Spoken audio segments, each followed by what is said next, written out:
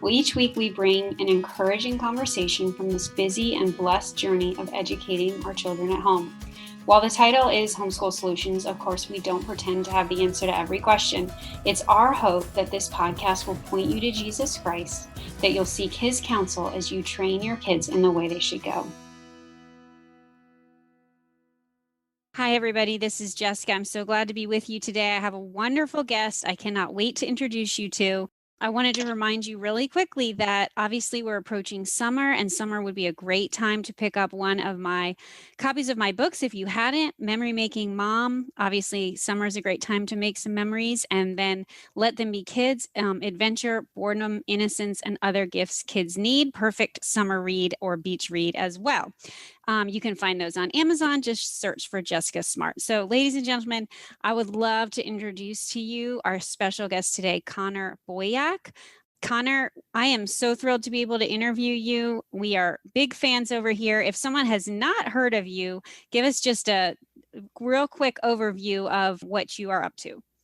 Thanks. I'm excited to be here. And I think what I'm most known for is our Tuttle Twins books. These are books that teach kids and frankly their parents as well the ideas of freedom. We've sold, almost 4 million books at this point. We have a new cartoon that's out and free to watch, the Tuttle Twins TV show. We're really trying to help families learn about freedom together.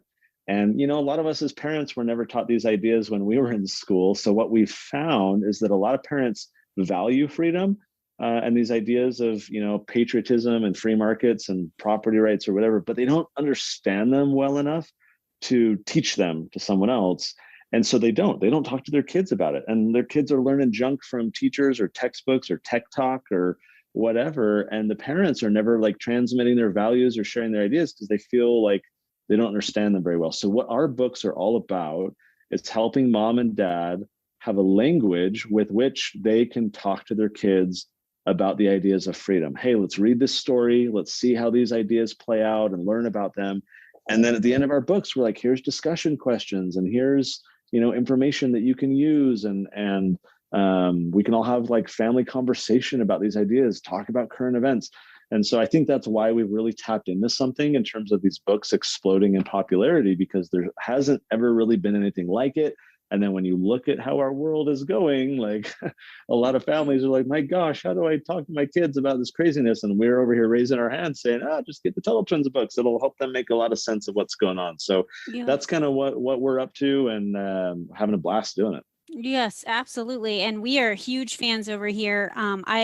We live on a family farm with 10 of the cousins running around. They're ages 13 and under. And over half of those have absorbed these books over and over. You're doing just a fantastic job in how it's presented. And I know it's a huge venture, and it's just such a gift to so many parents. So thank you for all of that hard work that you're putting in. And I want to make sure, it sounds like you have a lot of things going on.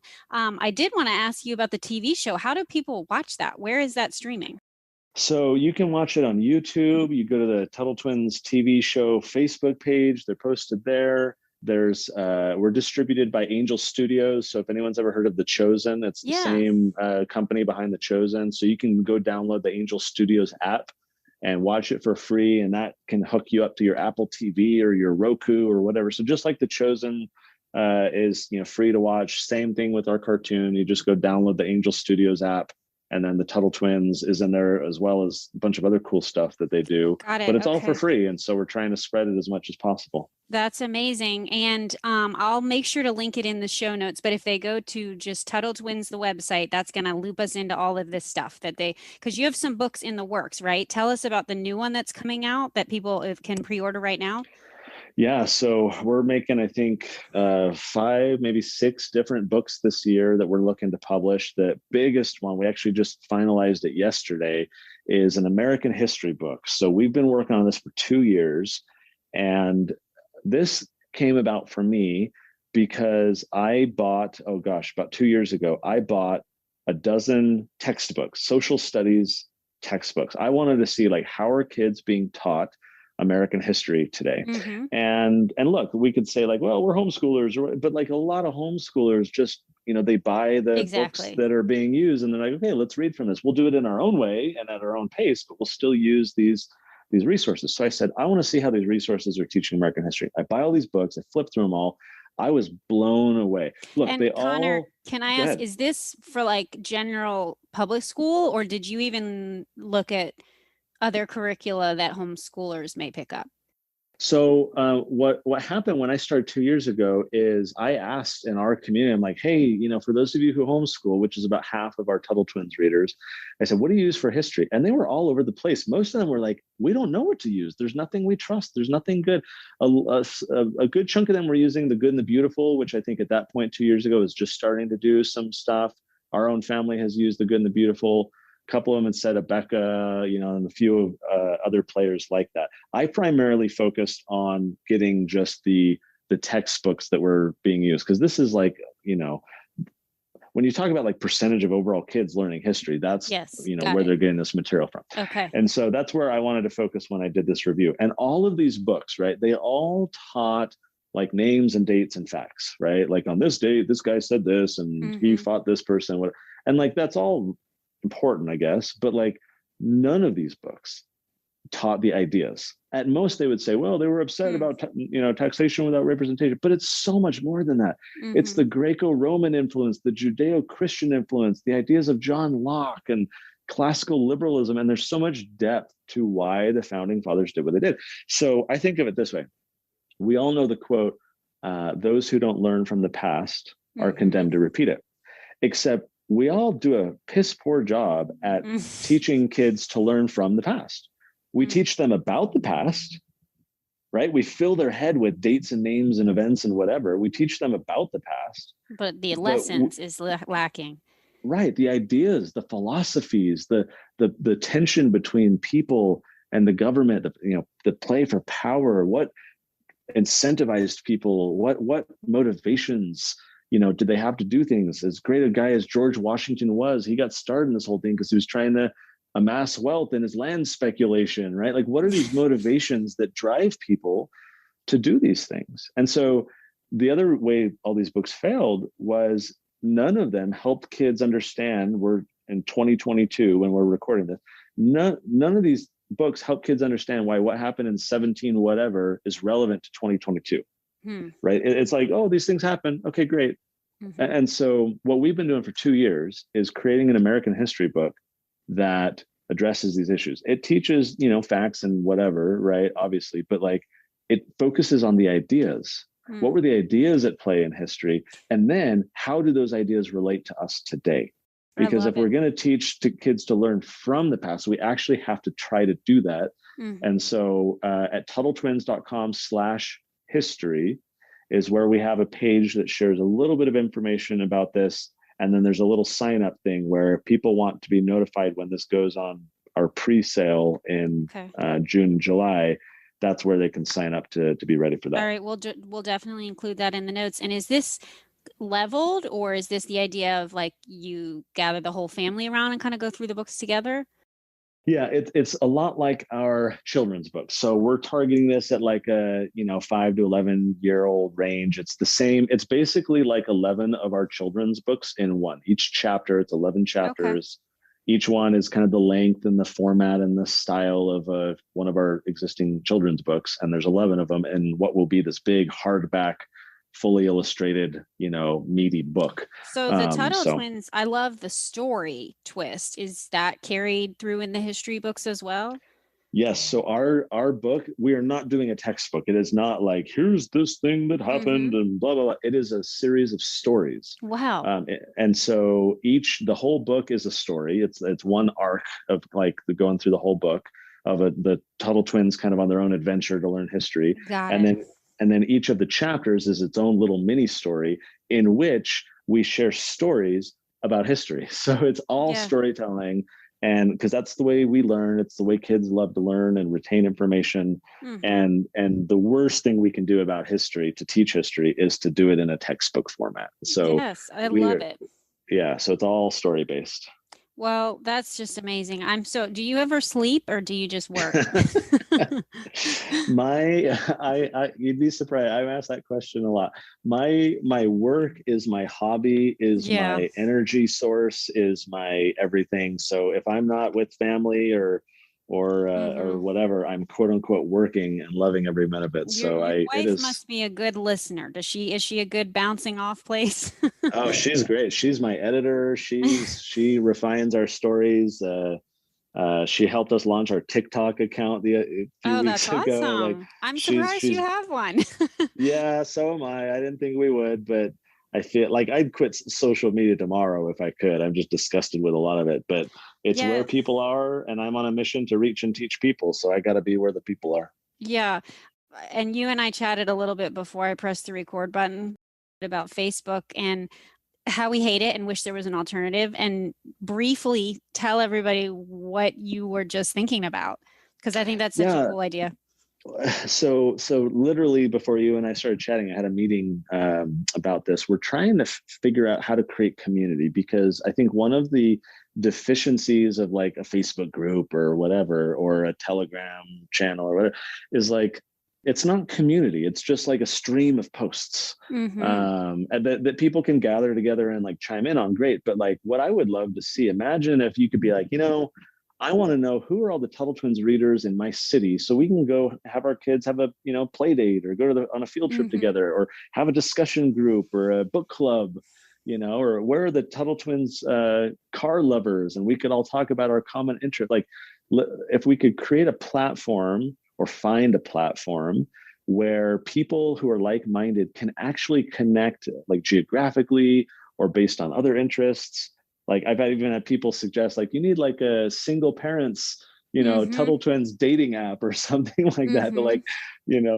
so we're trying to Absolutely. figure that out right now of like how do we create community? And so it's something we're actively So looking you're into. you're the new Mark Zuckerberg is what I'm hearing. New and Oh, I hope improved. not. I hope not. Yeah, that But example maybe.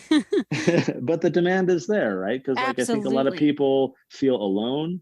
They feel isolated. They, especially with all the lockdowns of like, am I insane? Like, am I the only Yes. one in my city who believes in freedom?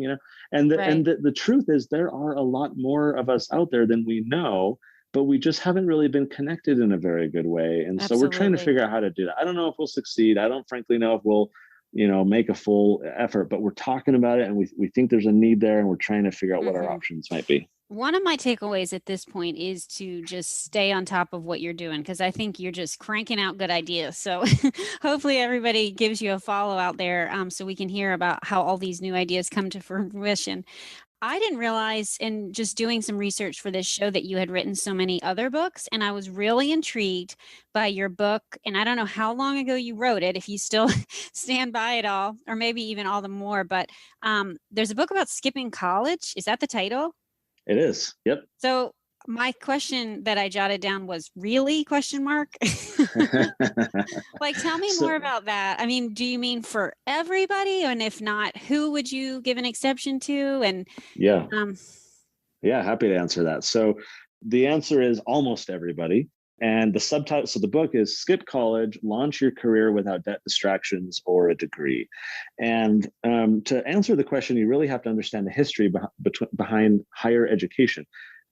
At its core, in its history, university was kind of this classical liberal kind of education, well-rounded, understanding the humanities, helping you become this kind of person who understands kind of deep issues and mhm. critical thinking, and becoming well-rounded enough that you can then go succeed in whatever you're going to do. Colleges today are not that. If anything, they're antithetical to that. They are closed-minded. They are propagandist. They are you get professors often who are hostile to alternative, thinking and free inquiry of ideas. It is the narrowing of the human mind rather than the expanding of it. And frankly, a college degree used to be a signal, right? So if I'm an employer, which I am, Mhm. decades ago, I would have used a college degree as a way to identify who stood out, Mhm. because college degrees were not common, right? So who are the people who are hustlers, who can, put in a lot of effort, who are trying to invest in themselves and get a lot of, education and level up. I want those people. I want to hire those people. The college degree is a signal. But then the government stepped in and they subsidize it. And when you subsidize something, you get more of it. And now high schools are entirely focused on what they call college and career readiness.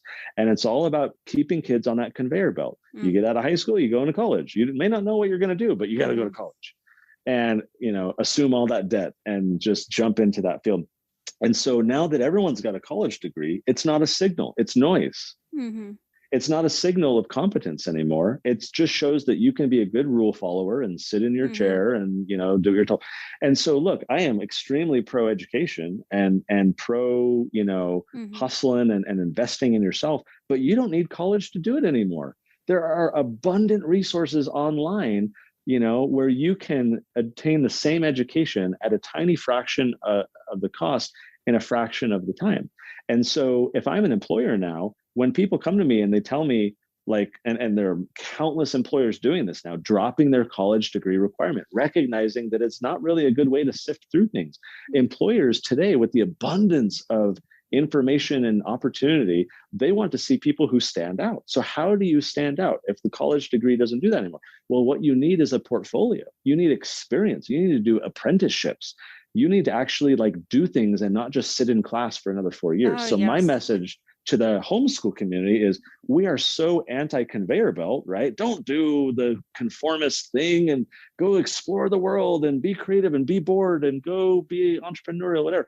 Why do we then, so many of us, put our kids back on the college conveyor belt that has many of the same problems? So skip college, it's provocative. And look, if you want to be an attorney or a doctor, you got to kiss the ring and go jump through the hoops. I get it. But for almost everyone else, you don't need to. If you want to, that's great. If you want to be super intentional about the risks and the costs and the trade-offs, I am pro college. But the issue, and I'll end here, is that too many are not making informed decisions. They have this societal expectation impressed upon them, and they assume a ton of debt and are subjecting themselves to a ton of propaganda without being prepared for it, without being cognizant of it, without having countermeasures and strategies in place. And so then it becomes a big problem. So the intentionality is what we're after. Plan your life, be more focused. Is it really what you need? What are the trade-offs? Then you can make a smarter decision. And not to make it out of fear or habit, or that's what I do. Yes, so we have to. Right. So yeah, I mean, gosh, I have so many thoughts. I think that's so brilliant. And even for somebody, so let's say someone did want to become a lawyer, a nurse, or whatever. I guess maybe, are you suggesting there's so many online avenues, and then live in your house or with people that you respect and trust, versus getting plopped into a random dorm? Just being intentional about that avenue. Is that kind of what you would say? Well, I mean, it's very easy to go live in near a college. If you want the social scene, right? It's not hard to find roommates and go have those social experiences, but while pursuing, your own education. Yeah, I think the social scene has just changed so much that I'm kind of do you really want that? The other thing I want to say, I just have to say this. I am a graduate of Grove City College. Are you familiar with Grove City? I am. I love Grove, yeah. So when you were talking, I kind of was yeah, this may be one of the handfuls that, because when you were talking about your Tuttle Twins books, I do feel like I am one of the rare people that did kind of get a foundation in a lot of those principles, and it has served me very well. I can pick up Jordan Peterson and read him with all of that background knowledge about psychology and mythology and philosophy, because I learned it in my humanities classes. And they're still doing that. I mean, I think, they're facing, as are most Christian colleges and colleges in general, I think, are just, the landscape is completely changing. It's even more difficult to stay strong to those ideals. But they're trying, and it's a great school. I agree. And it truly still is. So I just didn't want to throw that out there. No, and I'm glad you did, right? Because there's always exceptions to the rule, as there should be. And as provocative as it is to say to skip college, I know some people behind the University of Austin, and they're trying to set up this kind of unschooling, free thinking approach to higher education. There's innovation happening. There's great people doing things. Grove City has produced some amazing thinkers and freedom fighters in past years. So there are people doing it right. The problem is, as a general matter, right, most are doing it wrong. And when we Absolutely. just, continue on that conveyor belt without being eyes wide open, without being intentional, I think it's ultimately a net negative, as it was in my own experience. I shouldn't have gone to college. I didn't need to, but I just did because that expectation was there that that's just what you do. Yeah. Well, I love that you're saying that. I'm going to definitely pick up that book. And this was another question I had jotted down just because I think you're really wise. How old are your kids now? How old are they? They are 13 and 11. Okay, so we're very similar. I have a 12 and 11. So I struggle sometimes because I feel like, and this was a book title I pitched that didn't get picked up, but I wanted to call it Raising Unicorns because I feel like when you're doing some of these things, you're creating a human being that is so weird.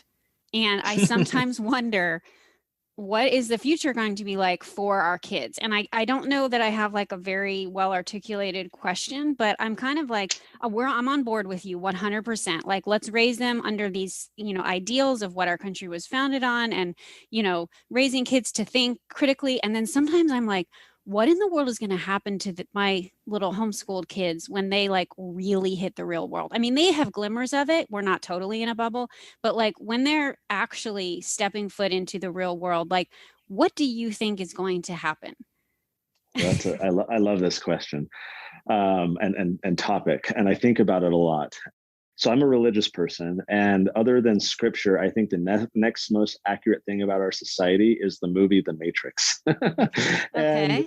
and I relate to it in so many ways, but I think of like Neo, right, who unplugs himself and now he sees, the real world and he understands things, versus there's the guy Cypher who was unplugged, but he just wants to go back into the Matrix because, as he says, ignorance is bliss. Yes. And so I think about a lot. And if for those who've seen the movie, there's the scene when Morpheus is talking to Neo in like the simulation before he shows him like the full Matrix, and they're walking through. It's the scene with the woman in the red dress, but so this is like a virtual simulation. And they're walking through, and Morpheus says to Neo, he says, all these people that you see right here, they're not actual people. It's the mental projection of the people who are actually plugged in the Matrix. And he says, the problem that you're going to have is that when you're in the Matrix, the very people that you are trying to liberate and like open their mind to the existence of the Matrix, they will fight you. They are so hopelessly dependent upon the system for their existence that they will fight you, even though you are trying to, help them and help them see, the reality. And so I think about that about our society. And then to your question, I think about it with my kids. Do I like, it would be easy to raise children who are not unicorns, who are just part of the system, who go to sports games and wave their tribal flags and, go to their 9 to 5 and live a comfortable life and just go with the flow. Over the past years, it would have been easy. Like, oh yeah, lockdowns are fine. Go wear your mask and do what Right. you're told and all these, like, that's easy. Right.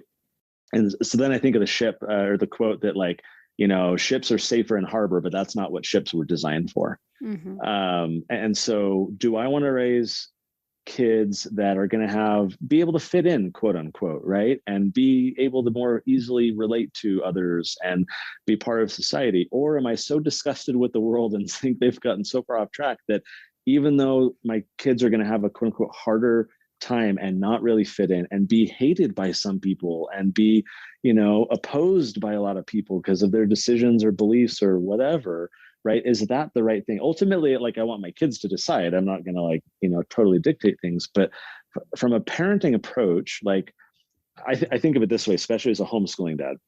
I think our society very much wants to imprint its expectations on children. So Elijah designed this in our education vacation book where kids are like on a conveyor belt, and just like eggs or meat or whatever, these products that are like batch Cranked produced out. and they're Yeah. they're cranked out in a uniform size and shape, and oh, you must be this way, right? Like, that's how society treats our children. Like, so you have curriculum committees and you have all these people who decide kids must learn these facts at this age in the same way, right? And to me, that's just ridiculous. And so as a religious person, like, I don't think, even me as their dad, I don't think I know what my children are destined for or predestined for, or what their futures are going to be. Yes. So I even struggle to say raising a unicorn, quote unquote, right? Like I struggle to say, how do I raise my children? Because they are on their own unique journey and path. And it would be problematic of me to then kind of impose on them and say, oh, I want you to go down this path, or I think you should do this. So I end up taking, or try to take, more of like a laissez-faire parenting approach, and really listen and watch and say, what are they latching onto? What are they expressing interest in? I What love thoughts that. are they having? And then how can I kind of continue them on that journey? And it may be a difficult one. They may be a unicorn, or they may be a more like, I want to fit in and not rock the boat kind of deal. But I'm trying, failing, but I'm also trying to listen to where they want to take their lives, and then just kind of help them along those journeys. Yeah, I love that. That's a great answer. And I did an interview with a friend, Cliff Wright. I'll link it, but he had a quote where, like, basically you are your kids' people. They need to have people. They're not going to find their people if they're like out in the real world, and they need to know that you're behind them and you're with them. And like, yes, you're weird, but we're here too. And so maybe not using those exact phrases, but thanks for your thoughts there. I think that's super insightful. And gosh, we've touched on so much. I guess I would love to know, you have so much insight and you have a broad hawk's eye view of like, here's what's happening, here's some of the main culture issues, and also like, here's some really good resources, here's some pitfalls. What would you say to just the average mom, that's listening, or dad that's just plugging along here trying to do the right thing? What are I mean, obviously the Tuttle Twins are a great resource. Is there something else out there that you would say, you know what, this is like an author I would really dig into, this is a resource I would really read? Or I know that's kind of a broad question, but do you have anything that's been particularly helpful to you and your wife as you're parenting these kids, almost, teenagers and getting ready to go into the high school years? So I'm going to answer this question this way. I was kind of a Ron Paul guy when he was running for office, very kind of freedom focused guy. And as his campaign was concluding, he was being asked by a lot of people, what's next? What should we do? What like, who should we support? How should we get involved? And he would repeatedly answer and say, I don't know. And so when we had on our Tuttle Twins podcast, we interviewed him about a year or so ago. And I reminded him of that. I said, Dr. Paul, like you often just told people like, I don't have an answer for you. Why did you say it that way? He's like, Connor, I never would have thought to recommend that someone start a think tank like you did, or write kids books that teach these, like everyone on their own path. And I would struggle to know what to advise them or put them on a different path. So to answer your question, I kind of take the same approach where I don't know that I have an answer of like, go read these things or listen to these things. But here's how I would answer it. Well, because I'm trying to think, what's a unifying thread? Everyone's on their own journey. They've got different interests, background, perspectives. Like, I'm not going to say everyone needs to go read this book. But other than yours, go read Jessica's book. So, well, heavy. But what I would say is, no matter what you read or listen to, your podcast, like what everyone could stand to do a little bit more of is more family discussion. And that means having dinners together. It means listening to podcasts in the car rather than, music. It means, going to town hall meetings maybe, right? Or watching the news a little bit together and then analyzing it. It's basically paying a little bit more attention to what's going on in our world and then helping our kids process these things. I love that. And I don't see enough families doing that. They turn off the news as well. It's not even news. I hate calling it that word. It's propaganda. It's not, absolutely. Right. But let's watch that and help our kids why that is and how it works and why we should be skeptical of what these people are saying. Like, I guess a more simpler way of saying this is having intentionality. I have encountered so many families, freedom-loving families, who did not have intentionality. Their kids get older and their kids now sporting a Bernie Sanders t-shirt. And the parents are like, where did we go wrong? And when I dig into it with them, it's like, well, wait a minute. You talked to your kids about religious stuff. You took them to Sunday school. You did Bible study, whatever, right? Like you were kind of sharing your religious values. But at what point were you sharing your kind of political and economic way of thinking? At what point were you talking to your kids about these ideas? And you weren't. Therefore, they learned it from the gutter, from the other kids and the internet or whatever. and they're going to latch on to these social fads because you didn't give them that foundation. That's So really obviously, like, I think Tuttle Twins is part of that answer.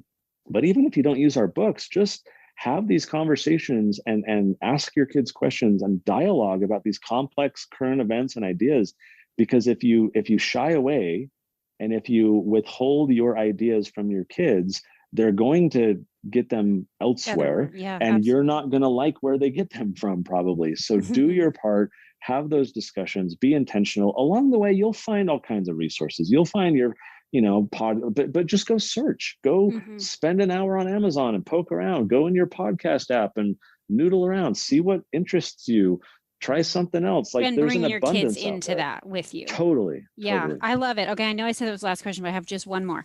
I just want to give you a little spiel of, like, this is how I am kind of trying to do things, and you can feel free to disagree or agree. I would love to hear your take on this, because one thing that's hard with talking about politics with kids is, to some degree, I want them to learn to treat others with respect. And while I might make a political joke to my husband or friends, it feels unbecoming to me. And again, you can interact with this on whatever level, for my kids to act that way towards their friends or to grown-ups. Like, there's a respect kind of element that I'm trying to, but I find it very hard to bring them into our world and say, isn't this nuts? Like, look what they're making us do. You know what I mean?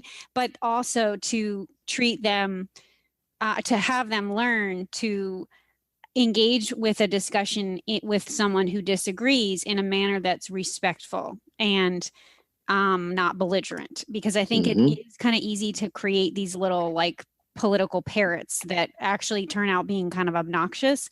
That's just, but again, how does that hit you? No, these are good questions. You're definitely a Grove City graduate, I can tell. That is such a compliment. You got a sharp mind. I like this question. So here's how I answer it from experience. I think it's the same as it is with Santa Claus. When I never wanted to lie with my children. We never said Santa Claus was real. We never played into that cultural, tradition. I didn't want to, I wanted my kids to understand that they should be grateful to me and to God for the things that we have, not some, mystical, creature that comes down the chimney.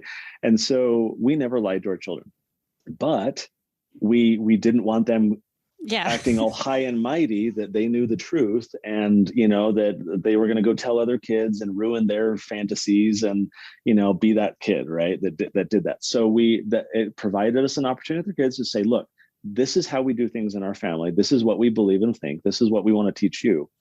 Other families do it differently. You need to be respectful of that. And it would be wrong for you to go burst someone's bubble or tell them something different when they're not ready for it or their family wants to do something different. So let's keep it in the family. It's our little secret. It's our way of thinking. Let other people think the way they want. It's not your role to go and tell them that they're wrong. And our kids did well with that. They understood that. And it was kind of like the family, then it was kind of like, oh, we're in on the secret and everyone else doesn't. They kind of were able to run with that. And it worked out well when they were younger, until their friends became of enough of an age where they all understood, and then it was an open secret and they could talk openly about it. So I kind of think it's the same with quote unquote politics as well, right? My kid, my 13-year-old would, oh man, Biden sucks. Have you seen gas prices lately, right? And he'll do these things where obviously I wouldn't want him, doing that out in the open. So we approach it kind of the same way. Look, in our family, we're very opinionated. We're very vocal about what we think and believe. Others are not. And so you're fine in the comfort of our home to make these little wisecracks or, what you think. But with other people who believe differently and maybe have not yet reached a sufficient maturity or encountered the truth yet, you are not the person, you're not the messenger, right? Leave that to someone else. Leave it till you're older. And so we're kind of taking the same approach and just saying, let's treat it differently in our family than we do out of our family, and just recognize that other people have different backgrounds or approaches. And so you need to be respectful of that. That's great. I love the Santa analogy. My brother-in-law's kids just said Santa is Satan with the letters mixed up, and that's what they told everyone. Oh boy. It wasn't so informed. But no, I love that. That's great. I know we're running out of time here. Thank you so much. You have so much on your plate, and you've taken the time to chat about all of these different things with our listeners. I know they're grateful. I would encourage everybody to head over to TuttleTwins.com, and you can see all of this stuff. Obviously, if you have not ordered Tuttle Twins to have a copy of in your home, and who knows what the world is going to be like, I'm like, I might as well buy a couple extra copies for my grandkids because maybe one day they'll be illegal. Yeah. But anyway, definitely pick those up. And I love the idea of your history books coming up. I'm going to be really excited to get my hands on some of those. So thanks again, Connor, for joining us here. This has been a real treat. Thank you, Jessica. Appreciate it.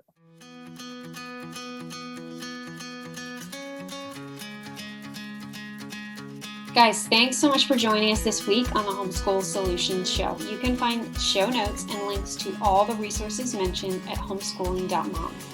If you haven't already, please subscribe to the podcast and leave us a review, and that'll help other homeschooling parents find our community. And finally, don't forget to tag us on Instagram at homeschooling.mom. That's homeschooling.mom to let us know what you thought of today's episode. And don't forget to check out my books, Memory Making Mom and Let Them Be Kids, and my Homeschool Bootcamp course.